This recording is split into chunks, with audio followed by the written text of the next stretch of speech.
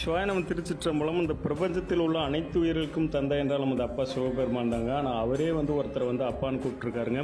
அப்பான்னு கூப்பிட்டது மட்டும் கிடையாதுங்க, அவர் இறந்த பிறகு ஒரு மகனாக அவருக்கு செய்ய வேண்டிய இறுதி சடங்கு செய்து அவர் இறந்த நாளான மாசி மகன் நன்னாளில் அன்றிலிருந்து இன்று வரை ஆண்டுதோறும் அவருக்கு தர்ப்பணம் கொடுத்துட்ருக்காருங்க.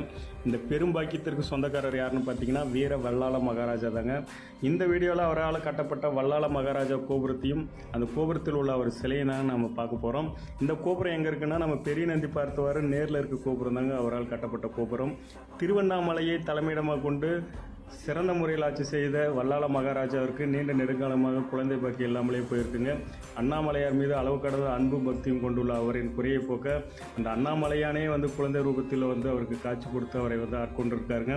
இது போன்ற பயனுள்ள வீடியோகளுக்கு நமது அன்பே சிவம் பேஜை ஃபாலோ பண்ணி சப்போர்ட் பண்ணுங்கள். அன்பால் இணைவோம். அன்பே சிவம்.